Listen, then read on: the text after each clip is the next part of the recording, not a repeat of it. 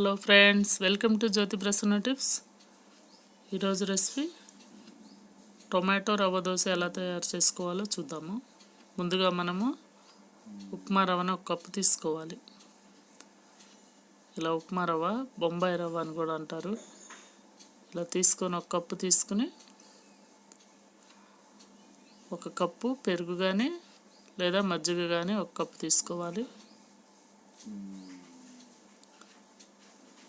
పెద్ద సైజు టమాటాలను 2 ముక్కలుగా కట్ చేసుకుని తీసుకోవాలి. ఇలా ఈ మూడింటితో దోశ ఎలా తయారు చేసుకోవాలో చూద్దాం. రవ్వ దోశ చాలా సింపుల్గా తయారు చేసుకోవచ్చు. ఇలా ఈ మూడింటిని తీసుకొని మిక్సీ జార్ తీసుకుని ముందుగా టమాటాలను పేస్ట్లా తయారు చేసుకుందాం. మిక్సీ జార్లో టొమాటో ముక్కలు వేసుకుందాం. ఇలా టమాటో ముక్కలు వేసుకుని గ్రైండ్ చేసుకోవాలి.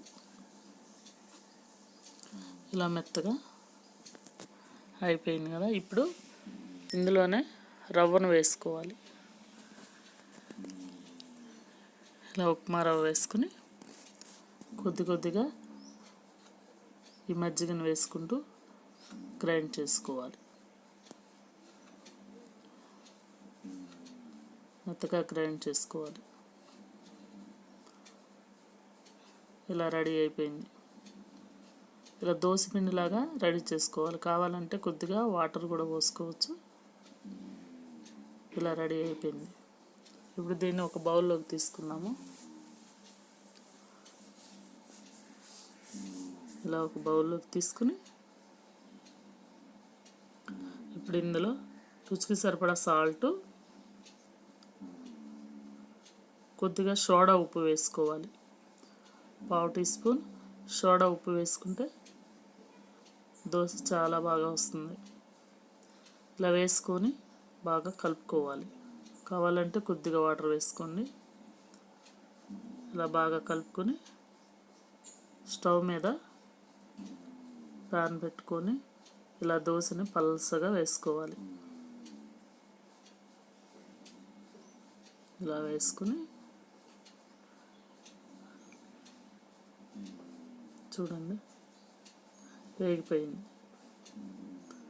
ఇప్పుడు దీన్ని మనము తిప్పుకొని ఆయిల్ కానీ నెయ్యి కానీ వేసుకుంటే బాగుంటుంది.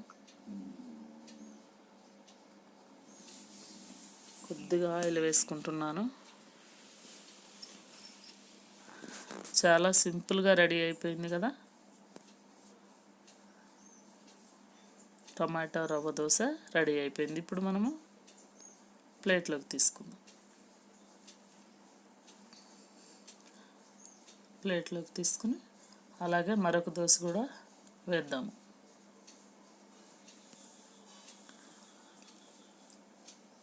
ఇలా మరొక దోశ వేసుకొని పల్సగా వేసుకోవాలి. ఇది కూడా వేగిపోయింది. మరో పక్కకు తిప్పుకొని ఆయిల్ వేసుకోవాలి.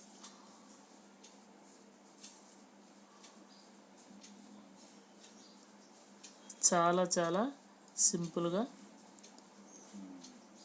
టొమాటో రవ్వ దోశ ఎలా తయారు చేయాలో చూసారు కదా. మీరు కూడా ఒకసారి ఇంట్లో తయారు చేసుకోండి. ఇలా ఈ రెండింటిని ప్లేట్లోకి తీసుకుని చట్నీ కానీ కారపొడి కానీ వేసుకొని తింటే చాలా బాగుంటుంది. మీరు కూడా ట్రై చేసి మీ కామెంట్ రాయండి. అలాగే ఈ వీడియో మీకు నచ్చినట్లయితే సబ్స్క్రైబ్ చేసుకునే వాళ్ళు సబ్స్క్రైబ్ చేయండి, లైక్ చేయండి, షేర్ చేయండి, కామెంట్ చేయండి, సబ్స్క్రైబ్ చేయండి.